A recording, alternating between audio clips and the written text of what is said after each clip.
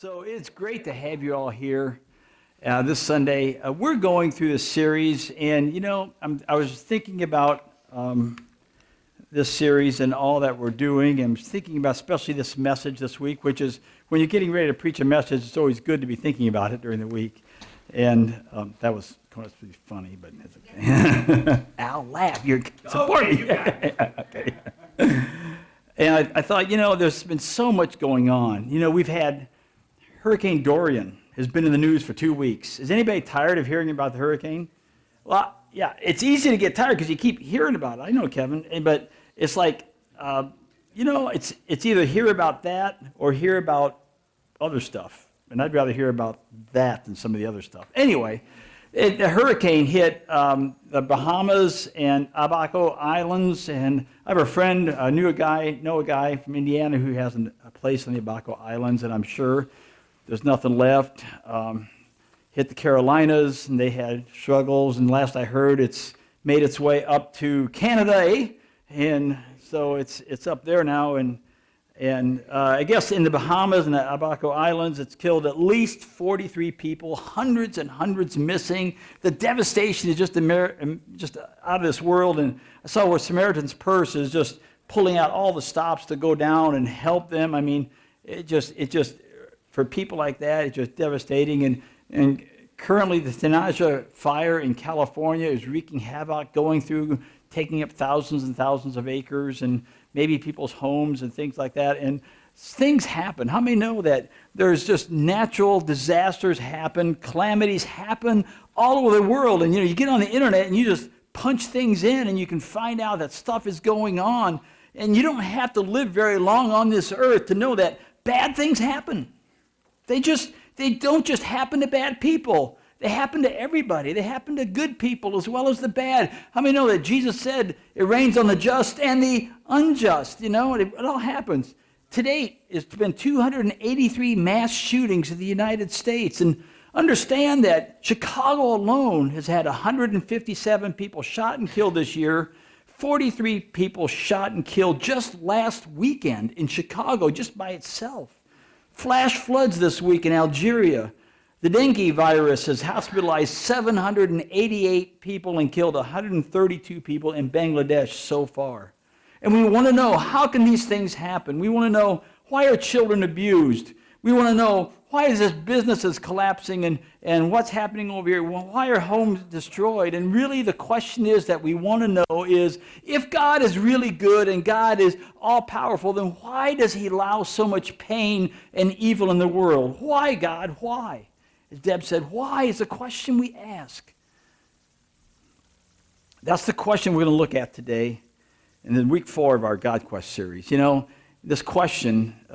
question is, you see, what you believe about God and about God's goodness defines your relationship with him. What you believe about the goodness of God defines your relationship with God. We learned, let me just backtrack real quick, in the quest, we learned the first week 1, the quest, how everyone is searching for something, but not everyone realizes it, and that there is truth, and you can know the truth, and you can know the truth personally, and the truth exists. Then we went to the beginning, back here, the beginning, way back at the beginning, that the evidence of creation, all you got to do is open your eyes, and you can see God. If you don't see God outside and God's creation, you're missing something out there, that we have a benevolent creator who exists all around us. And then a couple weeks ago, we got into the Word. The Word. And the Word, how the Bible is an ancient document that's textually accurate, more so than any other book in history, and it's historically reliable record that we can count on. So today we're going to look at the problem of evil and suffering in this world, and the problem that I think all of us probably have asked and wondered why. 9/11 hit, why? A hurricane hits, a tornado runs through houses, homes, why? Why does all this stuff happen? So to help us, I want to invite you to look at this. We're going to look at an Old Testament book called Job. Some of you may have called it Job at one time. It's Job. It's not get a job, get a Job. It's right before the book of Psalms. So if you have your Bible or Pew Bible, open it up. If you have the notes, the scriptures, they're there, and it's all in there. I'm going to have it on the screen as well. So the first part of Job chapter 1 sets up this story for us. Let's take a look at this. Now there was a man in the land of Uz. Let me just stop right there. Okay? This is not Oz. Okay? It's Uz. There's a man in the land of Uz. It's not the Dorothy and Toto and all them. There's a man in the land of Uz whose name was Job. That man was blameless, upright, fearing God, turning away from evil. 7 sons, 3 daughters were born to him. His possessions were also, get these numbers, check these numbers out. 7,000 sheep, 3,000 camels, 500 yoke of oxen, 500 female donkeys. We don't know what he does with male donkeys. And very many servants. And that man was the greatest of all the men of the East. Just think about that stuff. He's the greatest of all the men in the East. He had all this stuff. And then look, verse 4. His sons used to go and hold a feast in the house of each one. So they go to each other's house. And on that day, they would send and invite their 3 sisters to eat and drink with them. When the days of feasting had completed their cycle, Job would send and consecrate them, rising up early in the morning and offering burnt offerings according to the number of them all. For Job said, perhaps my sons have sinned and cursed God in their hearts. Thus Job did continually. It's interesting that this describes Job as blameless and upright. The New Living Translation calls him blameless, a man of complete integrity. So to picture this guy, you picture a man who's very wealthy, a man who just has integrity that's unimaginable, over-the-top integrity, a man who's got an awesome family, a man who loves God with his whole heart, who just does everything for God. He's successful. He's got a wife, 10 kids, 7 sons, 3 daughters. And on top of that, he's not a snob. He's a salt of the earth kind of guy. The kind of guy you walk up to and joke with and yuck with and talk with and whatever, and he's just really friendly. You got this kind of guy. Sounds like a great thing for this guy. Sounds like a good guy, but then the story kind of goes south from then. Chapter 1, verse 6. It says this. Now there was a day when the sons of God came to present them before the Lord. Let me just clarify that. The angels of the Lord. The angels came in front of the throne of God in heaven. And Satan also came among them. The Lord said to Satan, from where do you come from? Then Satan answered the Lord and said, from roaming about on the earth and walking around on it. Okay? So you get this picture that usually we think of heaven up, hell down. But this is kind of distorting that because now we have Satan who actually comes before God, the throne of God, with all the other angels. And he's not down in hell and he's not up in heaven. I mean, it's there, right? Remember, if you know the story in the New Testament, Jesus talks about Lazarus and a rich young ruler and how they both died. And the rich young ruler went to hell, but Lazarus went to heaven. It says the rich young ruler could see Lazarus in the bosom of Abraham. So there's this big separation like we think up and down. It wasn't anything like that at all, which really blows my mind. So you wonder, how's this work? And I can tell you later after I die how that works better than I can now. So anyway, I'm not going to do that right now. So anyway, so we have this, and Satan was taking a walk on the earth. Now, notice it says roaming about on the earth and walking around on it. Last week, we talked about, in my message last week, I talked about hospitality and how sometimes the Bible says we entertain angels unaware without knowing it, right? According to this, that Satan's walking around on the earth, walking around. It depends on how you live your life. You may be entertaining Satan without knowing it. That's Timology, okay? It's not really says that in the Bible, but I'm just thinking it really could be. Let me go on. The Lord said to Satan, have you considered my servant Job? For there is no one like him on the earth, blameless and upright man, fearing God and turning away from evil. And Satan answered the Lord, does Job fear God for nothing? Have you not made a hedge about him and on his house and all that he has on every side? You have blessed the work of his hands, and his possessions have increased in his land. But put forth your hand now and touch all that he has, and he will surely curse you to your face. Then the Lord said to Satan, behold, all that he has is in your power, only do not put forth your hand on him. So Satan departed from the presence of the Lord. So there's a lot of stuff going on, and I could tear this whole thing apart, and we could be here for days talking about these little things, but we're not going to do that. So I want you to take away 3 things today, and your notes, if you're going to write on those notes, 3 takeaways. The first one is things you can be sure of and I can be sure of. Number 1 is I can be sure that God does not cause evil. We saw it right here in this text. In fact, right off the bat, the verse shows us something that's even more basic than that, is that evil exists.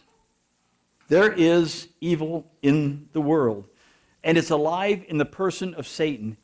Satan is evil. He's the one who shows up in front of God's throne in verse 6 of chapter 1, and it's an important truth to understand.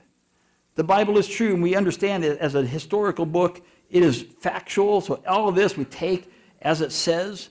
Before he became a Christian, C.S. Lewis had this dilemma.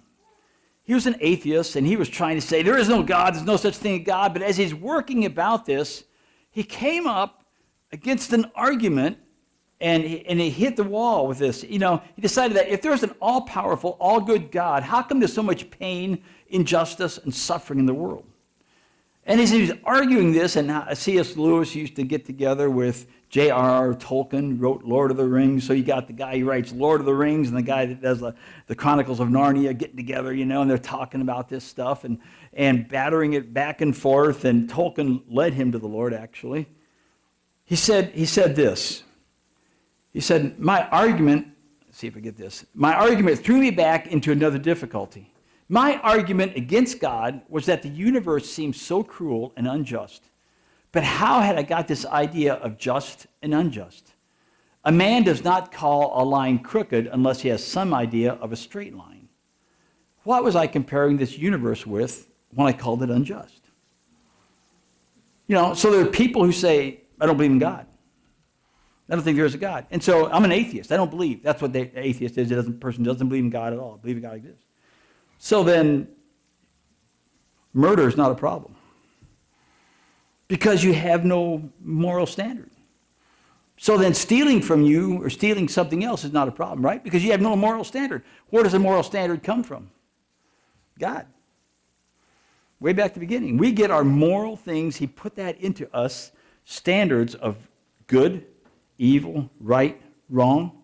That's put into people. And so we have this. This is, you can't call a line crooked unless you have an idea of what straight is. Lewis realized that you can only call something evil if there is a standard of good and evil that is impartial or universal. And the standard, of course, that we use is the goodness of God. As much as crooked is opposed to straight, evil is an offense against the goodness of God. And that reality is seen as you read this ancient book of Job. We see in this chapter of Job, we see this heavenly fight, this bantering back and forth, this scene where Satan, the fallen angel, who took a third of all the angels with him, one who rebelled against God, comes before the throne of God and challenges Job's righteousness. And God's saying, I don't think you can take him. I don't think you can take him. He's way tougher than you. He's more righteous than anybody. You can't handle him. And Satan said, well, but you do this to them. You do that to him. In fact, notice what Satan says. He says, but put forth your hand now and touch all he has. He will surely curse you to your face. But God doesn't agree to that.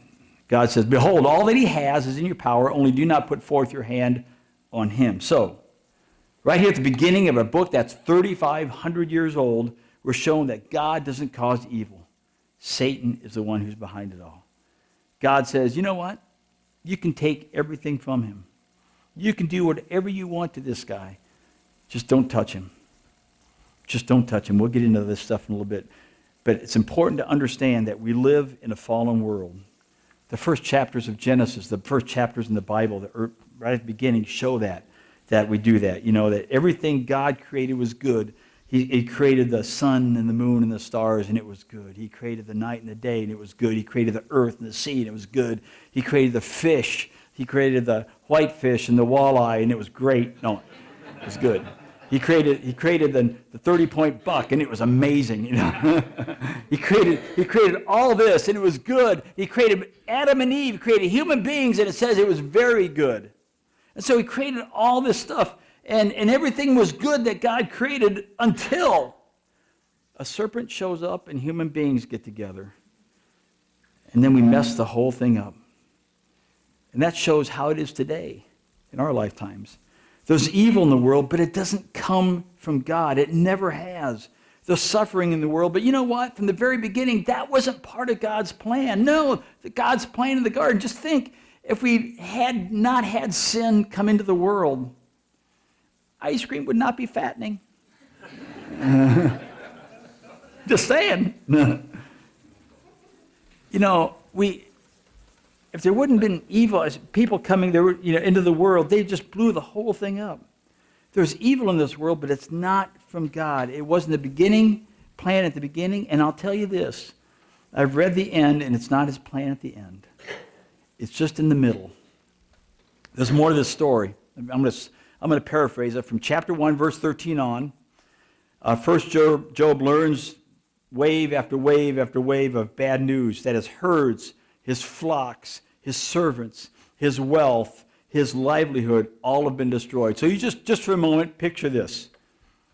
They come to you and they say, hey, your car's been destroyed, all your vehicles have been destroyed, and insurance isn't going to cover it. Oh, the bank's repossessing your house.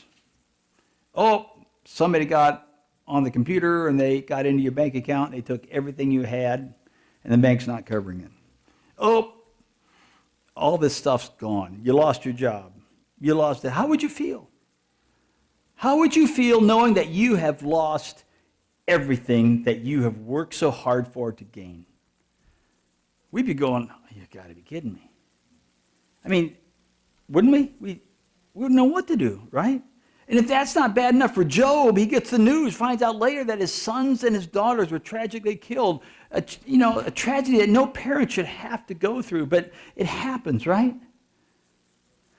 But check out the end of chapter 1, verse 20. Then Job arose and tore his robe, shaved his head, and fell to the ground. Now understand, tearing your robe, shaving your head, and throwing ashes on yourself is a sign of mourning and weeping and all that, okay? So that was common. But it says he fell to the ground and, what's the word? Worship. You have just lost everything.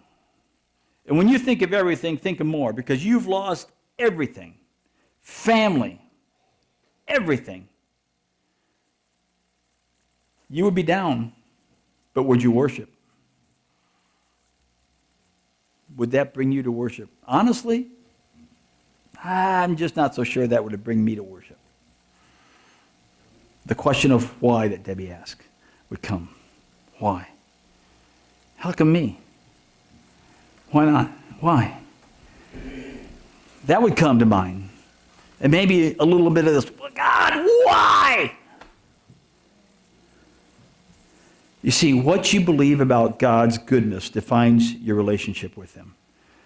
And to me, the fact that Job worshiped tells us that his relationship was powerful and strong with God. He goes on, it says, Job said, naked I came from my mother's womb, and naked I shall return there. The Lord gave, and the Lord has taken away. Blessed be the name of the Lord. Through all of this, Job did not sin, nor did he blame God. We just sang about this, right?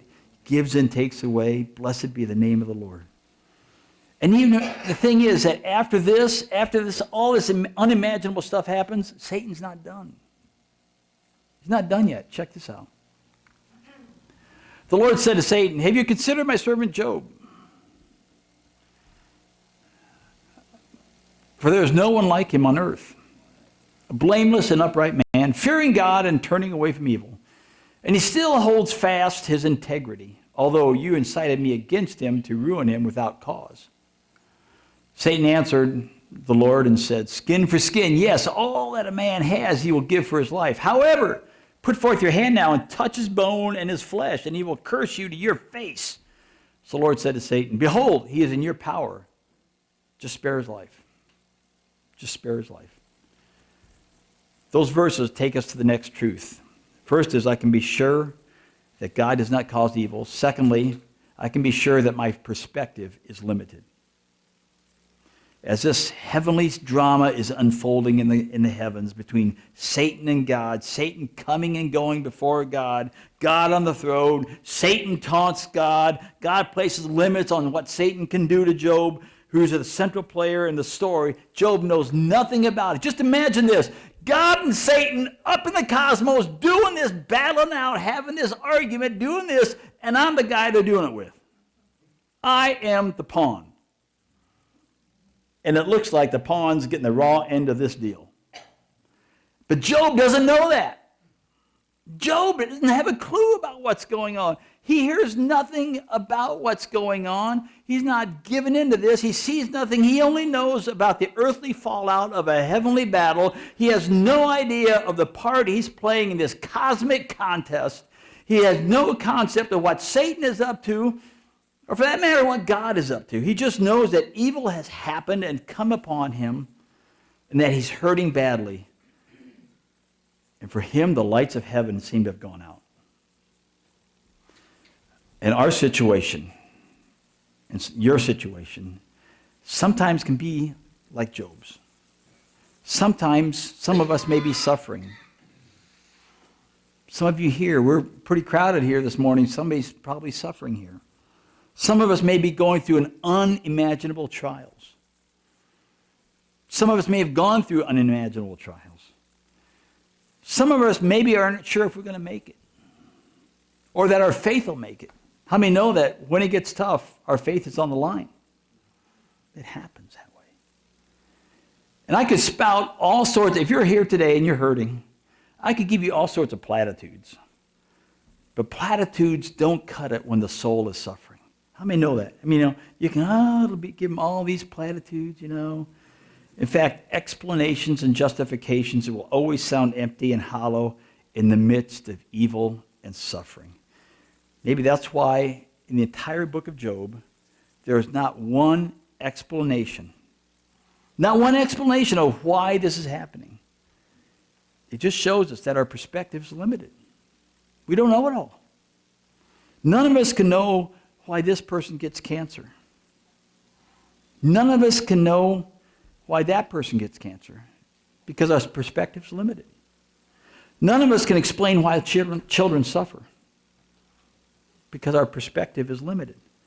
None of us can understand why hurricanes and tornadoes and earthquakes and tsunamis and lightning storms causing fires strike when they do, where they do, as often as they do, because our perspective is limited. God here in his word doesn't even pull back a curtain from the heavens to show us at all why he's doing what he's doing. He does it to show us that our perspective is too limited to fully understand and comprehend why. And I know that's not a satisfying answer. I know that really doesn't always help. But the truth is, that's the truth. The truth is, that's the biblical answer. Our perspective is limited. We don't know it all.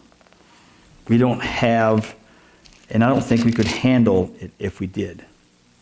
So, number 2, our perspective, I can be sure that our perspective is limited. Number 3 is I can be sure that God is at work.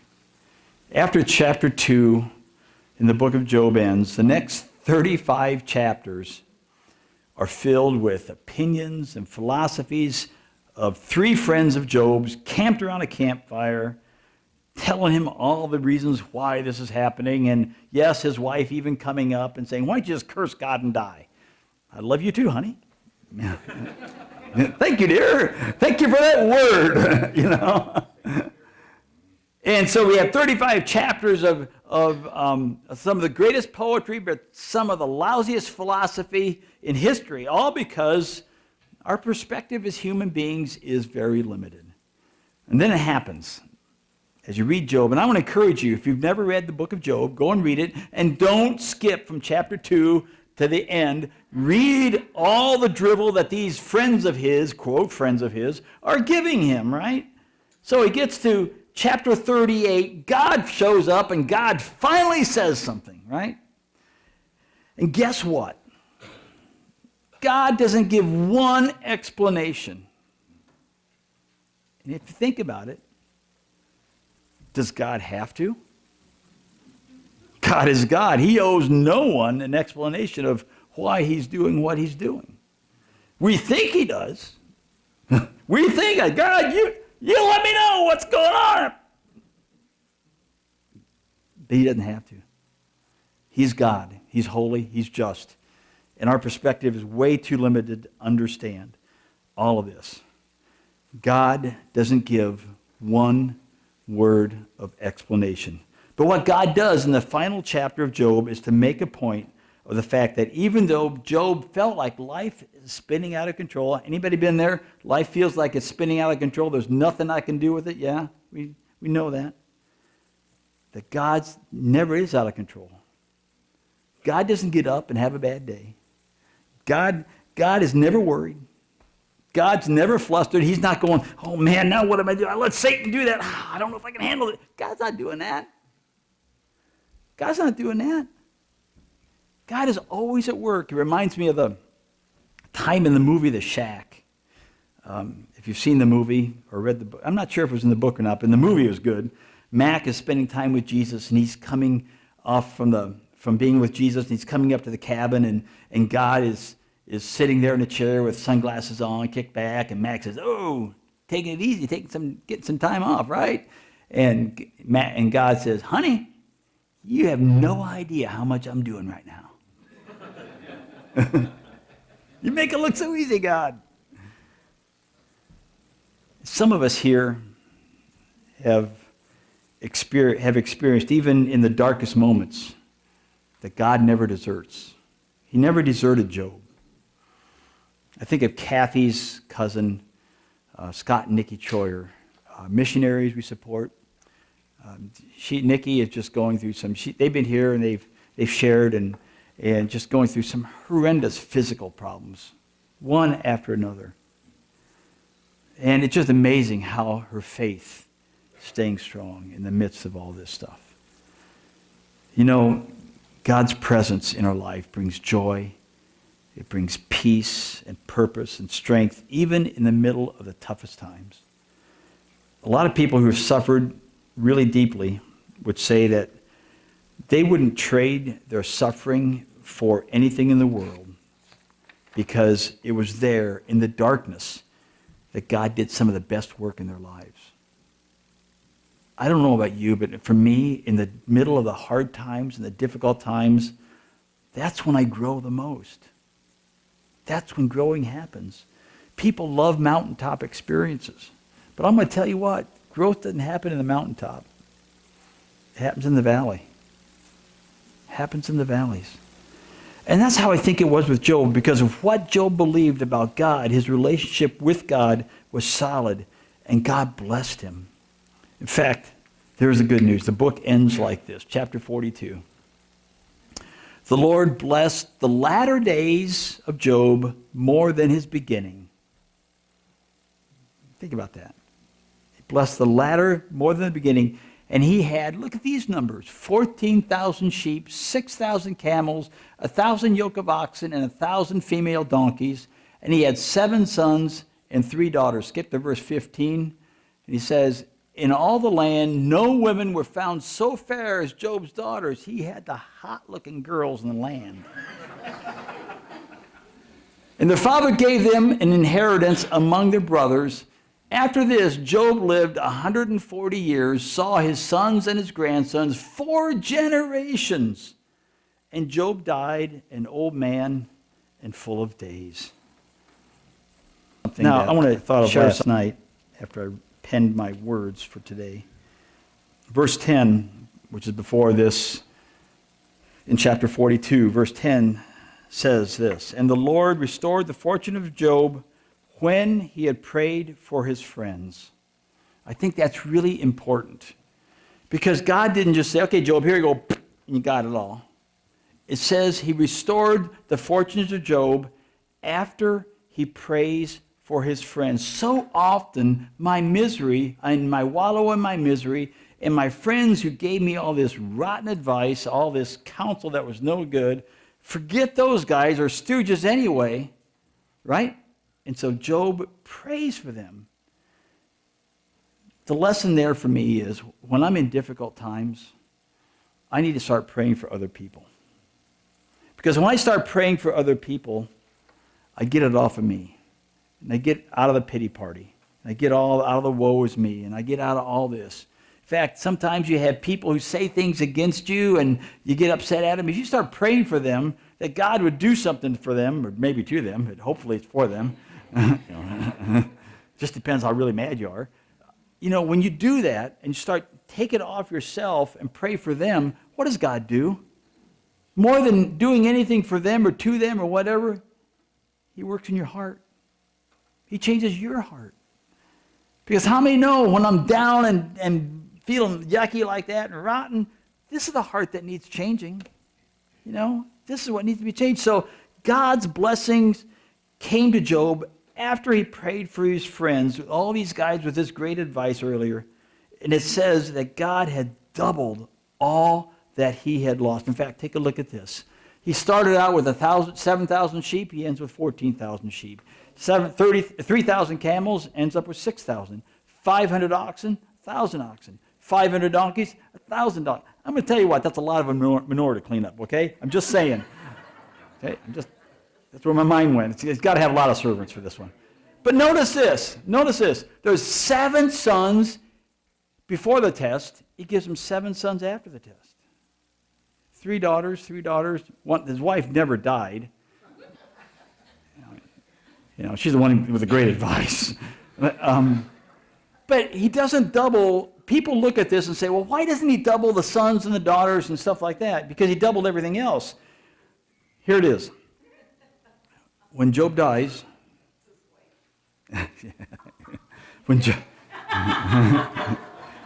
be nice. We're in church. When Job dies and his children die, all the children are going to be together in heaven, and he will have double the children in heaven than he had here on earth. He won't have that with the stuff, with the animals and stuff.